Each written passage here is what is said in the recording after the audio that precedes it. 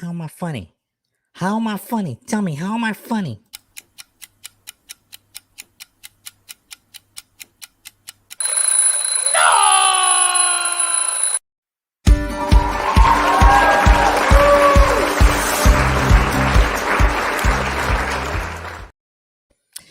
Hey, good morning, everyone. Welcome to 7 a.m. John Henry Soto here. Today it is June 14th, June 14th, 2021.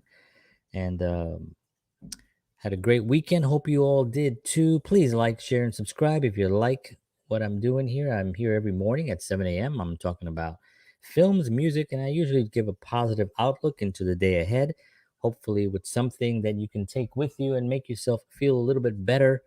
I know it makes me feel better, and it makes me feel better that you're all out there listening, and I appreciate you all very much. So I'm grateful that I get this opportunity to spend this time with you. And it's been fun because people will message me on ideas for shows, which I always think is kind of cool because I look at them, oh, that's a good idea. I didn't think about that. And so that was cool. I had the reason I'm doing this week's shows, I'm doing films, classic films. Well, one of the reasons why I'm doing it, 'cause somebody said, you're a filmmaker, you should talk more about films and music and stuff. So I'm a musician as well. So I was like, I said, yeah, I guess I could do that. But, how would I do it? I don't want to be just talking about filmmaking or stuff like that. And I thought, oh well, let me talk about some classic films that I really like, films that I feel that I learned from, um, or films that affected me in a certain way, made me feel something. You know, that's always the for me the measuring point on film is where you get to feel something like with Goodfellas, the film that we're going to cover today.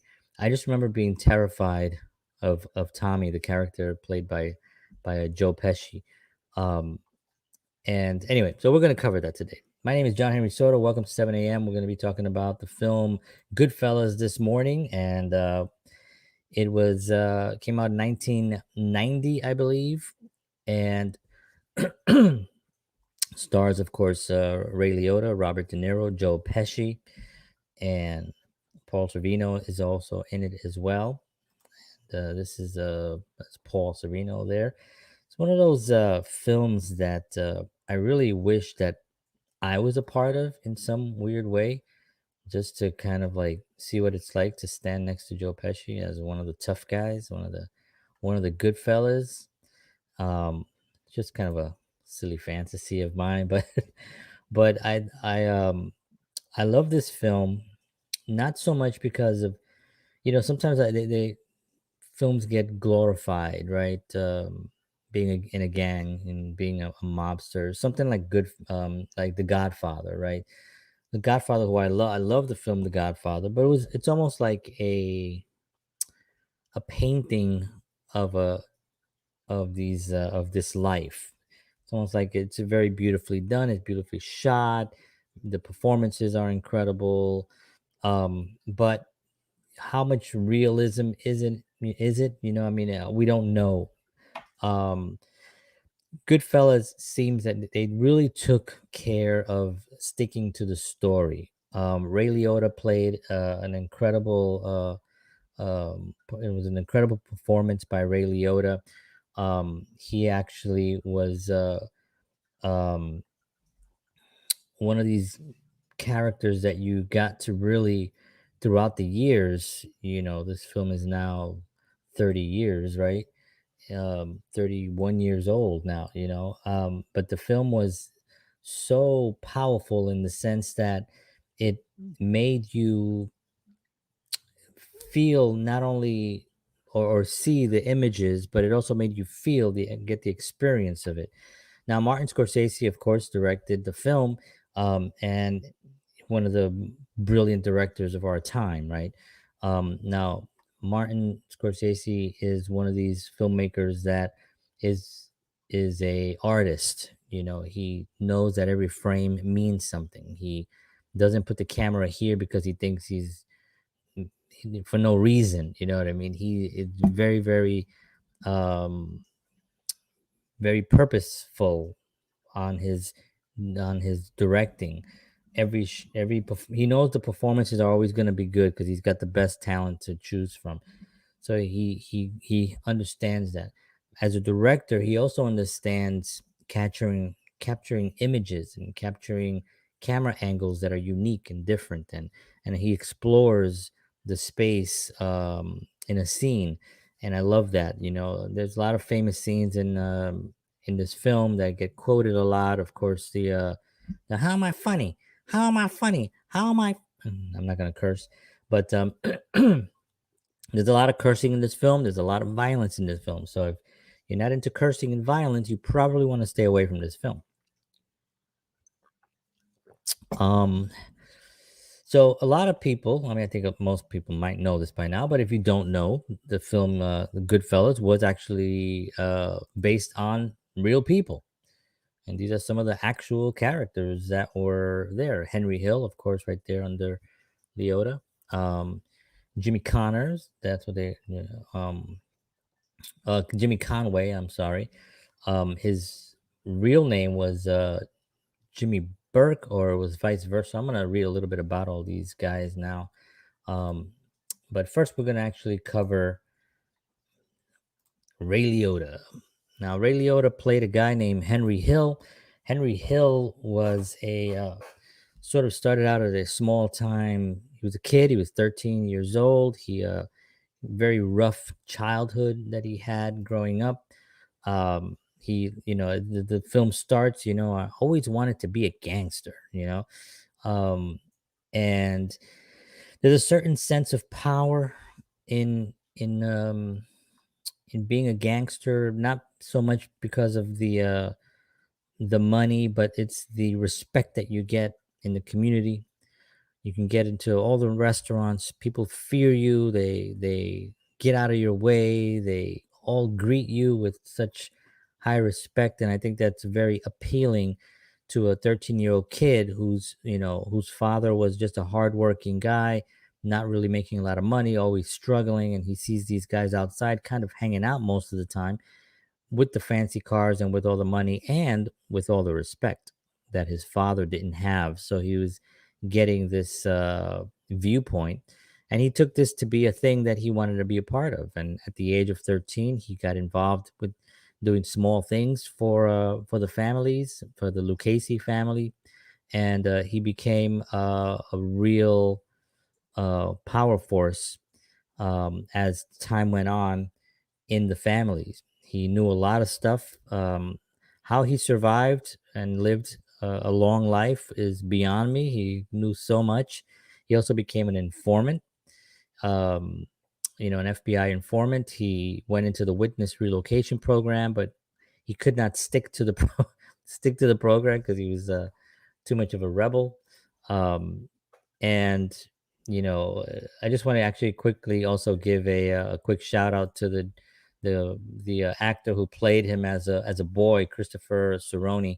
Did a great performance. Not only did he look like Ray Liotta, I mean, you look at this picture and you think, yeah, these are the same people. These are incredible casting. But he did a great job as the 13-year-old um, Henry Hill. So I just wanted to give a shout out to Christopher Cerrone, who did a great job. Now Ray Liotta, I mean, Ray Liotta just crushed this film. I mean, you talk about, there's a once in a lifetime opportunity to play a character like this, and not only to play a character that where you get the opportunity to play, right, to have fun, but doing it with the likes of these guys, these incredible actors. I mean, being next to Robert De Niro, Paul Sorvino, um, Joe Pesci. I mean, you can't get any better than that. He's still a fairly young actor at this point, and here he is in the role of a lifetime, and he hit it out of the park. I mean, he did such a great performance. Um, that now this is the scene here, this one scene here next to the real Henry Hill there on his mugshot. But this is that scene at the end, or towards the end, I guess, where he's paranoid. He's on drugs. He's kind of like the helicopters are over him. He's terrified of this, and you really get the sense that he is stressed out. He's running back and forth trying to make dinner, um, trying to pick up people from his trying to pick up, I think, his brother-in-law, who was in a wheelchair, and it's just this whole chaotic scene where it just makes you sweat because you feel the guy on drugs. You feel the idea that of what's actually happening to him. You actually 100% feel that this is a just incredibly stressful moment for him, and just in a great performance. What are you gonna say? Just a great performance. Ray Liotta. Um, all right, so let's move on to another character here. I'll show this again. I was considered for the film of Goodfellas, but you know, they cut me out because of the hat. They didn't like my hat. So let's talk about let's see who we're gonna go here. Okay, let's talk about Mr. Robert De Niro. He's here next to Joe Pesci. For some reason I don't have a picture of only Robert De Niro, but I don't know why I did that. But he played a gentleman that was also a real person. He played a character named Jimmy Conway. Now Jimmy Conway was actually really known as Jimmy Burke. Now this is the real dude right here. Is actually a Jimmy Burke. He was also another associate of the Lucchese family. Um, and but he was Irish. He had some Irish in him, so he could never be a made man like in the Italian mafia. You can't. You have to be 100% Italian in order to be considered to be a made man. So he was not a made man. And Robert De Niro also. I'm going to flash this picture here. Well, actually, I'll flash this one that has Robert De Niro there, and underneath him is Jimmy Burke. He played a character named Jimmy Conway, right? So, but he was part of a huge heist that, at the time when this happened, it was the largest heist in history. It was they expected about $2 million or something, and it ended up with $5 million and about $800,000 of jewelry and some other jewels or something on this heist, which was called the Lufthansa heist. It was very, very big. It was very public. It was in the news, and he was part of it. So this kind of gave him some real legitimacy as far as being a gangster and being one of the guys with the cash. He got a big bonus, obviously, from the family, the Lucchese family. He delivered, on a big, and he was a big money maker. When you're not 100% Italian, and you can't be a made man. Well, you have to be a money maker to stay alive, to stay part of the family, to stay in the business, right? So he became a huge money maker for the family, and Jimmy Conway um, ended up living a full life as well. He went to jail.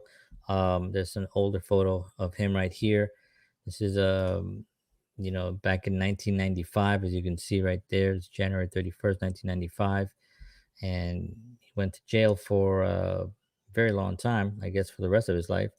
This is him, a younger man, and very complex guy, um very in control, very loyal to um he was very loyal to Tommy, um but he also knew there was certain things you had to do. He was also kind of not a nice man. As you can see, he was basically beating up this poor guy, who was Morris Kessler. He played. Now there was an actual person named Martin Krugman. Now Martin Krugman was the he was a Russian Jewish guy, and he was sort of like a bookie. He was illegal booking. He ran like a little restaurant place. And so this character, Morris Kessler, was sort of an interpretation Martin, of that character Martin.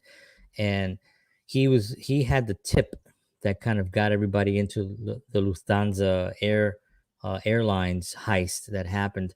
And there was he wanted some of his money, of course. If you've watched the film, and they just didn't want to give him any any of his the cut that he kind of deserved. But this is the way it was. It's like, what are you gonna do? But Jimmy Conway, played by, of course, the great Robert De Niro, who another great performance. A lot of people would look at some of these actors, especially De Niro.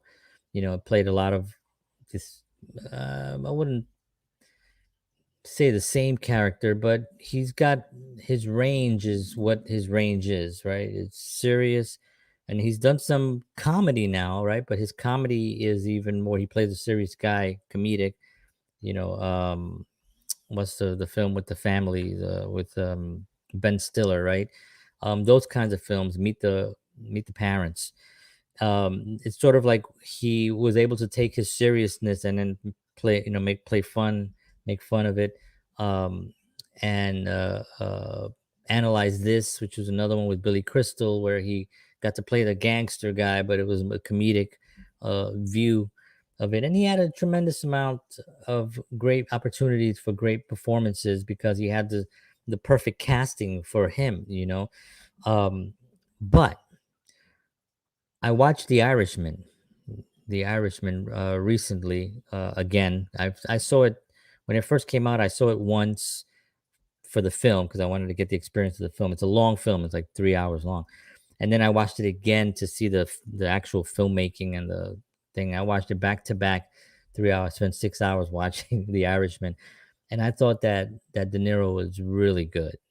I know that there was a couple of things with the effects, and they were using this aging to make him look younger, and some of that, once you get past the not perfect science or technology of that, um you get to see really what a great actor Robert De Niro is.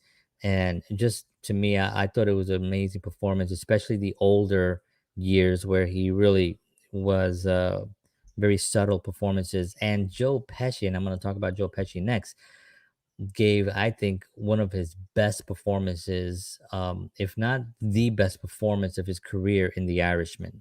Just an incredible performance, inspiring actually. He played it subtle. A lot of times we get to see him, really lose it. Come on, you son of a, and curse and be that way. He played this character subtle. He played him extremely complex, but very confident. Um, just really a great performance. Nothing like nothing you've ever seen him in. And I think that if you have 3 hours, watch The Irishman. All right, so let's talk a little bit about the man. Let's talk about Joe Pesci. Now, Joe Pesci played a character. Let's see if I pull it up here. Be-do-be-do-bing-ba-bum-bum-bear. Yeah, so he played Tommy DeVito. Um, and Tommy DeVito was a real person. Now they never said that it was him. There was another guy named Thomas DeSimone that he actually was more. You can see he was sort of playing that guy. There's a documentaries on YouTube if you're interested in seeing Thomas DeSimone, DeSimone or DeSimone. Very incredible, crazy dude. And Joe Pesci played a crazy guy. Now, let me just talk about his performance for a second because when I first watched Goodfellas, when I first saw Joe Pesci, I was like, I was terrified of this guy. And I don't think I've, I don't watch horror films or anything like that. I'm never scared by horror films, Freddy Krueger's and Friday the 13th kind of a thing. I don't, there might be the jumping parts, that you kind of go, oh, because you weren't expecting that. But I'm never scared. I'm never like scared. Joe Pesci as Tommy DeVito scared me. Like I literally was like, what is he going to do next? like he was so unstable, and I was terrified that he was just gonna kill anybody, whoever. And I was blown away by how a character, now it's become, because it's such a part of our culture. It's been 31 years since his performance, which won him an Academy Award, which he gave one of, I think, only the second shortest speeches of all time. He just stood up there and he was like, "I'm honored." He just walked away. That was it. But he won an Academy Award for this performance that I thought was one of the most frightening performances, of a character, of a real person. Whether or not Tommy, DeSimone was really like Tommy DeVito, Joe Pesci's, I don't know. I'm looking at this guy now. I've heard stories. Henry Hill has talked about him, and Henry Hill had about 25 years after the film came out of milking it. He milked Goodfellas and he went on a speaking. He wrote a book and he did the whole thing about his life. So he milked it tremendously. Obviously, the first book that became Goodfellas, right? Um, but he also told stories of Tommy that were very specific to things that were in the film. And he obviously was alive for the film, so he was being able, they were interviewing him. How he stayed alive is beyond me. I have no idea. It's incredible. He died in 2015, um and lived a hard life. He lived a hard life. um Now, just back to Joe Pesci for a second. But he won an Academy Award for this performance. The character was born in 1950, and he was younger. I remember he was younger than Burke or Hill, and he was part of the Lucchese family, and he was part of the big heist. He was part of that big heist, and went to prison for a little bit. And that became when he came out, things were a little bit different. He had to kind of like, and this is what happened to a lot of these guys. They would go in to prison for, say, a year or 2 years. And that's a lot of time to not be on the streets and knowing what's going on and being in charge of your crew, if you're a capo, or if you're you know a leader of a group. If you're a made man and you go to prison and you come out, and you may still be a made man, and you're not allowed to touch a made man, right? You can never harm a made man. A made man is in Italian families when somebody gets accepted into the family, and there's like apparently there's a ritual of some sort. But it's a very fascinating situation for these guys to come out and suddenly have to fight for their peace again. Now, normally what they do is they put somebody in charge, and they're like, when I get out, you know, I'm coming back. I'm coming back. It's what happened with John Gotti. John Gotti went to jail, and when he went to jail, he was trying to run the family from prison, but he died in prison. He was another dude. There hasn't been a John Gotti. I know there was one with John Travolta that did recently, and I heard that his performance was great, but the film itself was not a win. It's really difficult. John Gotti was a monster character. You need a master director and filmmaker to put that together. Um, that would be fun for whoever gets that opportunity. Um, so let's move on here. If anybody has any questions on any of this, please let me know. All right, so let's talk a little bit. I'm not going to talk too much. I mean, Paul Sorvino, played Paul Sierra. He actually, the character's name was Paul Sierra that he played. Um, and Paul Sierra was sort of, he was a capo. He was the boss. He was the guy. He was from the Lucchese family. He never spoke to anyone on the phone. It was always like, voice to voice and very quietly in a corner. He never got into the front lines. He always stayed in the back. He always was quiet. And this is kind of like the way the mafia had started. When you go into the early days of the mafia, here in New York City, you get how these guys had to be, the Gambino families and the Lucchese family, and all these guys, um, um, you know, they knew that they had to be quiet. They knew that that there was a sense of like, all right, guys, let's not mess around here. Let's not ruin this for everybody. Let's put this stuff together. And that was a lot, where you talk about Lucky Luciano and you talk about all these guys. That Lucky Luciano was really the guy who organized the mafia. He's the one that called the meeting, the very popular meeting that happened with the five families that they met in New York, and they put together the rules of the mafia. Where everybody has their certain section, and nobody speaks. Nobody says anything. You're quiet.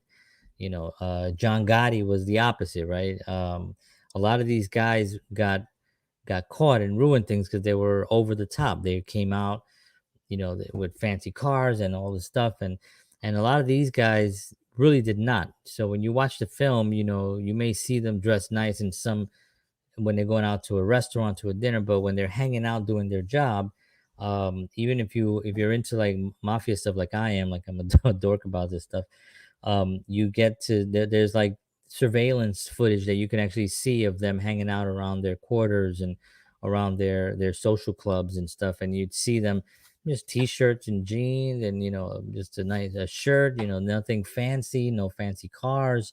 Don't draw any attention to yourself that you're making any kind of cash, serious cash. This is what they did. Um, and Paul Sorvino was one in the film. He knew that he was one of the guys. Like, unfortunately, Tommy did not know that, and he was taken out. Um, for a murder that he committed earlier. As a matter of fact, the murder that he committed was, of course, who can't forget this guy, Billy Bats, played by Frank Vincent. Frank Vincent was in so many mafia films, and there you have the real Billy Bats. And there was a murder. He came out of jail. Tommy DeVito came out of jail, and Billy Bats had words with him. Kind of had a little bit of a play words. And this is in the film, but this actually did happen as well.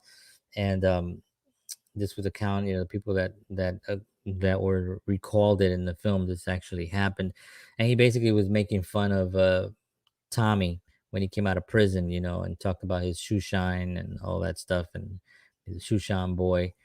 And of course, that got Billy Bats taken out um, by Joe Pesci. Now, let me just give a little bit of a shout out to one other character. Oh no, I did all the characters. All right, good. So one of the things that I really love about this film is not so much about the mafia, because there's a lot of stuff that I've seen, documentaries. I've seen almost every documentary on YouTube about all the families and the setups and how they organized it, and who goes off the rails and lets the money and the power get to their head. They usually becomes the one. They're the ones that ruin things for a lot of the families. John Gotti is a perfect example of that, right? Um, and even though he's known as someone who did a lot of good for the community where he was in, for the overall mafia, coming in with his really awesome suits, his hair, he was a good looking guy with his smile, it was like, drew so much attention to him and the families and to the activity that was going on. It really hurt the family. But this film shows all sides of it. It shows the Tommies that he just got out of control. It shows the Ray Liotta where he turned into turned to the drugs. The Jimmy Connor the Jimmy Conway, who couldn't be ever a made man, so he relied on Tommy, who was gonna be a made man but was taken out for killing Billy Bats earlier. Um, he was taken out. So now he knew he was never going to get that opportunity because Tommy was his closest friend. He was going to be able to be once you're friends with a made man, you got it made, right? I wonder if that's where that came from. You got it made. Anyway, um, so This is one of the films that I wanted to cover. I could probably go on a lot longer, and if I had somebody else here to bounce off ideas with, another film person, it would be fantastic. At some point in my life, I will do episodes like that. Probably not at this time in the morning, but certainly appreciate the conversation on films. Not so much on the geeky. I like all the geeky stuff too. What am I talking about? I'm all full of crap. I just love talking about films that I really love, films that affected me and stylistically and also emotionally, that gave me something to look at that was different. It scared me. The Tommy character scared the hell out of me. The Ray Liotta character, just a great performance, so believable. Al Pacino, Robert De Niro, and Paul Sorvino, great, great performances. Paul was fantastic in this film. He was just very subtle performance. Exactly, just exactly what you would think that guy would do. Trying to stay out of the limelight, learning from his elders how you do it. I mean, you don't go out there and flash your money and start giving money to everybody, and people are gonna be like, "Well, where's he getting all his money from?" He works in mainly in construction, right? A lot of them in construction companies and stuff, or garbage trucks and stuff like that. You don't normally make that kind of money, right? But that's Goodfellas. So that's the film. I've gone over, and I'm probably going to be going over at least 30 minutes for each of these films that I'll be covering this week. Tomorrow I'm going to be covering The Prisoner of Second Avenue with Jack Lemmon and Anne Bancroft. Wonderful film. Love it. It's a comedy, and we're going to cover that, and we're going to talk about that tomorrow. So thank you, everybody, for tuning in. I appreciate you all very much. Make today great. Do the things that you love. Take care of yourselves. And as always,